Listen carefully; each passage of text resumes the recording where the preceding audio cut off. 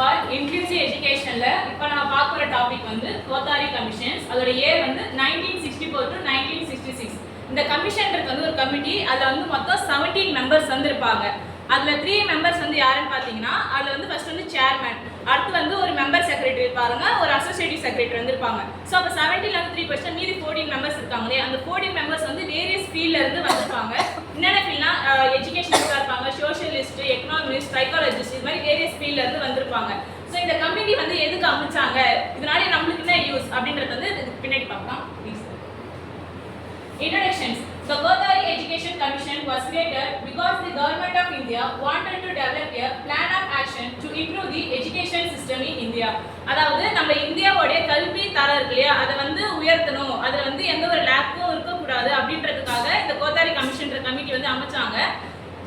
இதோடைய முக்கியமான இது வந்து என்னன்னா, இதுல வந்து ஆப்பர்ச்சுனிட்டி எஜுகேஷன் வந்து எல்லாருக்குமே போய் சேரணும். அது வந்து ஒரு நார்மல் சில்ட்ரனுக்கு மட்டும் இல்லாம டிசபிலிட்டி இருக்க பர்சன்ஸ்க்கும் போய் இந்த எஜுகேஷன் வந்து சேரணும் அப்படின்றது எங்களுடைய முதல் நோக்கமா இருந்தது. Next Kothari commissions. ஸோ இதோட சேர்மன் சொன்ன இல்லையா, அந்த சேர்மனோட பேர் தான் வந்து டோலத் சிங் கோத்தாரி. அவரோட பேர் தான் இந்த கமிஷன் பேர் வச்சிருக்காங்க. அவங்க இமேஜ் போட்டிருக்காங்க, அவர் தான் அது. ஸோ இது வந்து எப்போ வந்து எஸ்டாப்ளிஷ் பண்ணாங்கன்னா 1964, முடிஞ்சது வந்து 1966. இது எந்த ரீசனுக்காக வந்து எஸ்டாப்ளிஷ் பண்ணாங்கன்னா, to formulate a coherent education policy for India. அதாவது எல்லா விதமான எஜுகேஷன் குவாலிட்டியுமே வந்து இம்ப்ரூவ் ஆகணும், எல்லாருக்குமே இது போய் சேரணும். ஸோ எதெல்லாம் லேக் இருக்கு, டீச்சிங் மெத்தட்ல லேக் இருக்கா, டீச்சர்ஸ் ட்ரைனிங்ல லேக் இருக்கா, எஜுகேஷன்ஸ் போய் எல்லாருக்கும் என்ன செய்தான்றதை வந்து உறுதிப்படுத்துறதுக்கு இதோட மெயின் எய்ம் வந்து பார்த்தீங்கன்னா இன்க்ரீஸ் ப்ரொடக்டிவிட்டி. அதாவது என்ரோல்மெண்ட், ஸ்டூடெண்ட் வந்து ட்ராப் அவுட் ஆகாம. ஸோ சில பேர் வந்து பிரைமரி ஸ்கூல் படிப்பாங்க, இல்லை 8th வரைக்கும் படிப்பாங்க, அதுக்கப்புறம் ட்ராப் அவுட் ஆயிடுவாங்க. ஸோ அந்த ரீசன்ஸ்லாம் என்ன, அதெல்லாம் வந்து அது எல்லாமே வந்து நார்மலைஸ் பண்றதா இதோட நோக்கம். நெக்ஸ்ட் வந்து promote social and national unity. So எந்த ஒரு வேறுபாடும் இல்லாமல் எல்லாரும் ஒற்றுமையாக இருக்கணும் அப்படின்றத வந்து எங்களோட குறிக்கோள். நெக்ஸ்ட் வந்து கன்சாலிடேட் டெமோக்ராட்டிக். அதாவது நம்ம டெமோக்ராட்டிக் சிஸ்டம் இருக்கு இல்லையா, அதை வந்து இன்னும் ஸ்ட்ரென்தன் பண்ணணும், ஸ்டேபிளைஸ் பண்ணணும் அப்படின்றது வந்து ஒன்று நோக்கம்.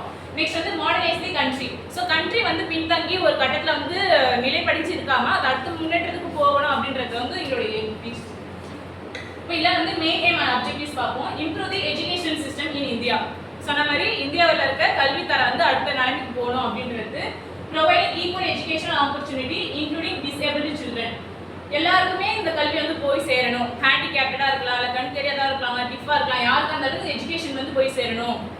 Next developing social, moral and spiritual value. So இந்த எஜுகேஷன் தரத்து மூலமா என்ன கெயின்னா, அவங்களுக்கு வந்து social values, moral values, spiritual values வந்து டெவலப் ஆகும். நெக்ஸ்ட் வந்து promoting scientific education and research. வெறும் ரூட் லேர்னிங் மட்டும் இல்லாமல் ஸோ அவங்க வந்து அதை வந்து ப்ராக்டிக்கலாக அப்ளை பண்ணுறதுக்கான நாலேஜ் அவங்களுக்கு வந்து கொடுக்கணும் அப்படின்றது வந்து அவங்களுடைய aim. Next education reform suggested. So எதெல்லாம் சேஞ்ச் பண்ணணும் அப்படின்னு நினைக்கிறாங்க பாருங்க. Eradication of இல்லிட்ரஸிஸ்.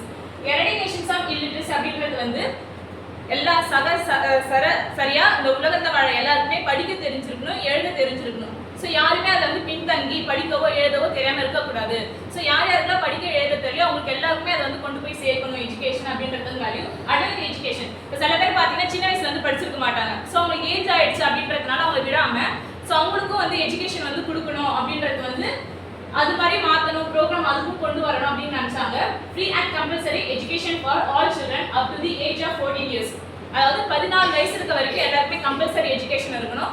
அந்த எஜுகேஷன்ஸ் வந்து இலவசமா போய் சேரணும் அப்படின்ட்டு நினைச்சாங்க. நெக்ஸ்ட் வந்து expansions of educational facility in rural and backward areas. So இப்போ வந்து வில்லேஜ்ல வந்து சிலலாம் வந்து ஸ்கூல் அப்படியே வந்து எந்த ஒரு இன்ஃப்ராஸ்ட்ரக்சர் டெவலப்மெண்ட்டும் இல்லாமல் அந்த டீச்சிங் தேவையான எய்ட்ஸோ இல்லை எதுவுமே அப்டேட் பண்ணாமல் அப்படியே வச்சிருப்பாங்க. ஸோ அந்த இடத்துல போயிட்டு எஜுகேஷனல் ஃபெசிலிட்டி வந்து அவங்களுக்கு பண்ணணும். இப்போ ட்ரிபிள் ஏரியாஸ்ல வந்து எஜுகேஷனே போயிட்டு சேர்ந்துருக்காது இல்லையா, மலைவாழ் மக்கள் எல்லாருமே வந்து படிக்க மாட்டாங்க.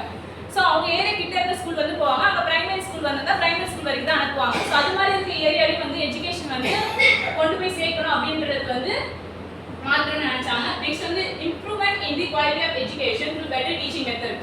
ஸோ வெறும் ஒரு எஜுகேஷனோட குவாலிட்டி வந்து இம்ப்ரூவ் பண்ணுறது வந்து வெறும் இன்ஃப்ராஸ்ட்ரக்சரையோ இல்லை ஸ்கூலில் வந்து டெவலப் பண்ணுறது கிடையாது. நம்மளோட டீச்சிங் மெத்தட் வந்து நம்ம இம்ப்ரூவ் பண்ணனா ஸ்டூடெண்ட் வந்து எஜுகேஷனுமே இதுவாகும், என்ரோல்மெண்ட்டும் அதிகமாகும் அப்படின்னு நினைச்சாங்க. Next education for children with disability. சொன்னாங்க இப்போ சில்ட்ரன் வித் டிசபிலிட்டின்ட்டு. ஸோ எது பசங்களாம் வந்து மெயின் ஸ்ட்ரீம் ஸ்கூலில் போய் படிக்கலாம் அப்படின்னா, பிளைண்ட் சில்ட்ரன், கண்ணு தெரியாதவங்க, டிஃப் ஸ்டூடெண்ட்ஸ், ஆர்த்தோபீடியலி ஹேண்டிகேப்ட் அப்படின்னா அவங்களுக்கு வந்து போன்ல இல்ல மசில்ஸ்ல ஜாயின்ல வந்து ப்ராப்ளம் இருக்கு, அவங்க வந்து பாடி மூவ்மெண்ட்டோ கோஆர்டினேஷனா இருக்காது, அவங்களுக்கும் வந்து எஜுகேஷன் கொடுக்கணும். நெக்ஸ்ட் வந்து மென்டலி ரிகார்டட், அவங்க வந்து இன்டெலெக்சுவல் டிசபிலிட்டி வந்து இருக்கலாம், சில பேருக்கு படிக்க தெரியாது, சில பேருக்கு எழுத வராது, அது மாதிரி இம்பாக்ட் இருக்கவங்களுக்கும் வந்து எஜுகேஷன் வந்து சராசரி மாணவர்களுக்கு வச்சு சொல்லி தரணும் அப்படின்னு நினைச்சாங்க. Next challenges and recommendations. இந்த கோத்தாரி கமிஷன்ஸ் வந்து இம்ப்ளிமெண்ட் பண்றது என்னென்ன சேலஞ்சஸ் வந்து அவங்க என்ன ரெக்கமெண்ட் பண்ணாங்கன்னா, lack of training teachers. So ஒரு ஜென்ரலாக நார்மல் பசங்க எடுக்க தெரிஞ்ச டீச்சர்ஸ்க்கு வந்து ஸ்பெஷல் சில்ட்ரன் வந்து ஹேண்டில் பண்ண வந்து தெரியல, ஸோ அவங்களுக்கு போதிய ட்ரைனிங் வந்து இல்லை, ஸோ அவங்களுக்கும் ட்ரைனிங் கொடுக்கணும். ஸோ டீச்சருக்கு தேவையான ப்ரோக்ராம் ட்ரைனிங் செக்ஷன்ஸ்லாம் வச்சு அவங்களுமே இன்னும் இம்ப்ளிமெண்ட் பண்ணணும் அப்படின்னு நினைச்சாங்க. நெக்ஸ்ட் வந்து லேக் ஆஃப் ஃபினான்ஷியல் ரிசோர்சஸ். இப்போ வந்து காலேஜ் வந்து ஒரு டிசேபிலிட்டி சைல்டு வந்து படிக்கிறாங்களா, அவங்களுக்கு வந்து தேவையான ஃபினான்ஷியல் சப்போர்ட் இருக்காது, இல்லைன்னா இன்ஃப்ராஸ்ட்ரக்சர்ஸ் வந்து மேம்படுத்துறதுக்கான போதிய ஃபண்ட் இருக்காது. ஸோ அது மாதிரி வந்து இது ரெண்டு தான் இதில் வந்து மேஜர் வந்து சேலஞ்சஸ் இருக்கு அப்படின்னு சொன்னாங்க. அவங்க என்ன ரெக்கமெண்ட் பண்ணுறாங்கன்னா, ஸோ டீச்சருக்குமே எப்படிலாம் டீச்சிங் மெட்டீரியல் ரெடி பண்ணணும், இன்னும் எய்ட்ஸ்லாம் யூஸ் பண்ணி பசங்களுக்கு வந்து எடுக்கணும், அது எப்படி வந்து கரெக்டாக அவங்க நடத்துகிற கான்செப்ட் போய் சேரணும் அப்படின்றத வந்து சொல்லணும், அதுக்கான மெட்டீரியல்ஸுமே ரெடி பண்ணி இருக்கணும் அப்படின்றத வந்து கைட் பண்ணுறதுக்கு வந்து இவங்க ரெக்கமெண்ட் பண்ணாங்க. Next integrated child development schemes. ஆக்சுவலாக கோத்தாரி கமிஷன் வந்து 2 ஸ்கீம் வரும். அது முதல் ஸ்கீம் வந்து இன்டெகிரேட்டட் சைல்ட் டெவலப்மெண்ட் ஸ்கீம். இந்த ஸ்கீம் வந்து யார் தலைமையில் நடந்தா, ministry of human resource development. இப்போ நம்ம பிரசன்ட்ல சொன்ன எஜுகேஷன் மினிஸ்ட்ரி அப்படின்னு சொல்லுவாங்க இல்லையா, அவங்க 1974 வந்து இந்த ஸ்கீமை கொண்டு வராங்க. இந்த ஸ்கீமோட எய்ம் வந்து என்னன்னு பார்த்தீங்கன்னா, to support young children from vulnerable sections of society. அதாவது எந்த நிலையிலும் பின்தங்கி இருந்த எல்லா குழந்தைகளுக்கும் வந்து கல்வி போய் சேரணும். இங்க நோட் பண்ணுங்க, யங் சில்ட்ரன் தான் சொல்லியிருக்காங்க. Next service provided under. So இந்த ஸ்கீமுக்கு எந்தெந்த சர்வீஸ்லாம் வந்து கொடுக்குறாங்கன்னா, ஸ்கூலிங் எல்லாருக்கும் வந்து கல்வி, ஸ்கூலுக்கு போகணும், எஜுகேஷன், ஹெல்த் கேர், அவங்க வந்து ஹெல்த் ரீதியாக வந்து சப்போர்ட் பண்ணுறது, நியூட்ரிஷன் ப்ரொவைட் பண்ணுறது, ப்ரீ ஸ்கூல் ஃபெசிலிட்டிஸ். இதில் வந்து பார்த்தீங்கன்னா இந்த ஸ்கீம் வந்து யாரை கவர் பண்ணுறது, யங் சில்ட்ரன் மட்டும்தான் வந்து கவர் பண்ணுது. ஸோ அது எந்த ஏஜ்னா 5 இயர்ஸ்க்குள்ள. ஸோ 5 இயர்ஸ் உள்ள சில்ட்ரன்ஸை மட்டும் இது வந்து ப்ரொவைடட் பண்ணணும், அவங்களுக்கு சர்வீஸ் கொடுக்கணும் அப்படின்னு நினச்சாங்க. நெக்ஸ்ட் இதோட லிமிடேஷன் என்னன்னா, இவங்க வந்து டிசேபிலிட்டியை வந்து சப்போர்ட் பண்ணலை, அதாவது அவங்களுக்கு வந்து எஜுகேஷன் போய் கொண்டு போய் சேர்க்கணும் அப்படின்றது வந்து இந்த ஸ்கீம் வந்து சொல்லலை.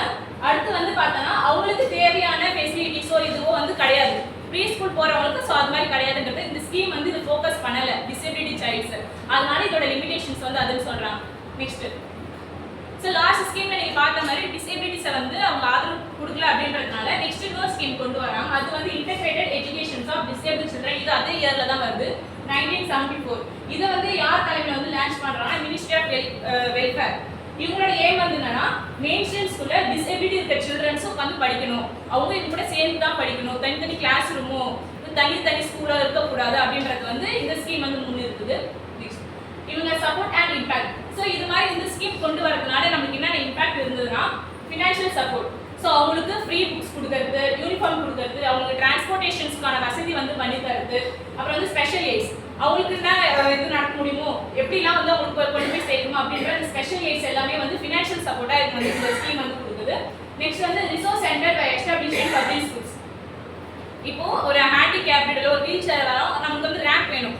ஸோ மேலே ஏற்று ஒரு லிஃப்ட்டோ இல்லை ரேம்போ வந்து அவங்களுக்கு வந்து ஃபெசிலிட்டேட் பண்ணணும். இதே வந்து ஒரு பிளைண்ட் ஸ்டூடெண்ட்டாக இருந்தால் அவங்களுக்கு வந்து படிக்கிறதுக்கு வந்து ஒரு அவங்க படிக்கிற மாதிரி அந்த இந்த என்ன பிரெய்லி புக்கா அந்த புக்கு வந்து அவங்களுக்கு பண்ணி தருது. இது மாதிரி அந்தந்த பசங்களுக்கு என்னென்ன இது தேவோ அது மாதிரி ரிசோர்ஸ் சென்டர் வந்து அமைக்கிறது, அவங்களுக்கு வந்து ஒரு சைக்காலஜிஸ்ட் வைக்கலாம், இல்லை ஒரு ஸ்பெஷல் எஜுகேட்டர்ஸ் வைக்கலாம், அசிடிட்டி வைசஸ் இது மாதிரி வந்து ப்ரொவைட் பண்ணுறது எல்லாமே இந்த ஸ்கீம் தான் சொல்லுச்சு.